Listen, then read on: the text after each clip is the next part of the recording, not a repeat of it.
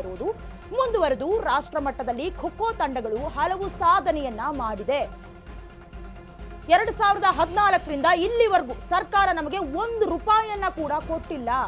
ತರಬೇತಿ ಕ್ರೀಡೆಯಲ್ಲಿ ಭಾಗವಹಿಸುವುದಕ್ಕೆ ಲಕ್ಷ ಖರ್ಚಾಗತ್ತೆ.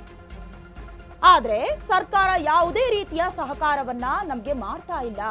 ಗ್ರಾಮೀಣ ಕ್ರೀಡೆಗಳನ್ನ ತುಳಿತಾ ಇದ್ದಾರೆ ಅಂತ ಗೋವಿಂದರಾಜು ಆರೋಪಿಸ್ತಾ ಇದ್ದಾರೆ.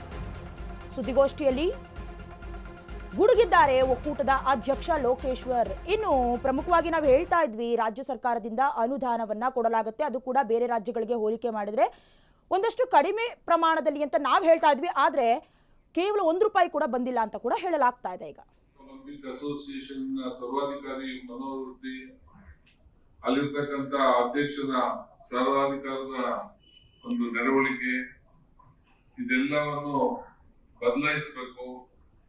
ಆ ಗೋವಿಂದರಾಜ್ ಅವರನ್ನ ಏನು ಸತತ 24 ವರ್ಷ ಭಾರತ ದೇಶದ ಯಾವುದೇ ರಾಜ್ಯದ ಒಲಿಂಪಿಕ್ ಅಸೋಸಿಯೇಷನ್ ನಲ್ಲಿ ಈ ತರದ ಕಾನೂನು ಬಾಹಿರವಾದಂತಹ ಚಟುವಟಿಕೆ ನಡೆದಿಲ್ಲ. ಅದನ್ನ ಇನ್ನು ಪ್ರಮುಖವಾದ ಆರೋಪಗಳು ಏನು ಅಂತ ನೋಡೋದಾದ್ರೆ, ತಮಗೆ ಬೇಕಾದ ಕ್ರೀಡೆಗಳನ್ನ ಗೋವಿಂದರಾಜು ಬೆಳೆಸ್ತಾ ಇದ್ದಾರೆ, ಆದ್ರೆ ಇತರೆ ಕ್ರೀಡೆಗಳನ್ನ ಉದಾಸೀನ ಮಾಡ್ತಾ ಇದ್ದಾರೆ ಅಂತ ಪ್ರಮುಖವಾದ ಆರೋಪ. ವಿಶ್ವಕಪ್ ಗೆದ್ದ ಆಟಗಾರರಿಗೆ ಎ ಗ್ರೇಡ್, ಬಿ ಗ್ರೇಡ್ ಹುದ್ದೆಯನ್ನ ನೀಡಬೇಕು.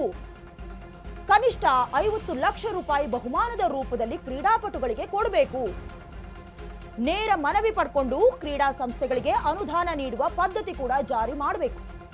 ರಾಜ್ಯ ಒಲಿಂಪಿಕ್ ಸಂಸ್ಥೆ ಮೂಲಕ ಅನುದಾನ ಕೇಳುವ ಪದ್ಧತಿ ಏನಿದೆ ಅದೆಲ್ಲ ಕೂಡ ರದ್ದಾಗಬೇಕು, ಕ್ಯಾನ್ಸಲ್ ಮಾಡಬೇಕು.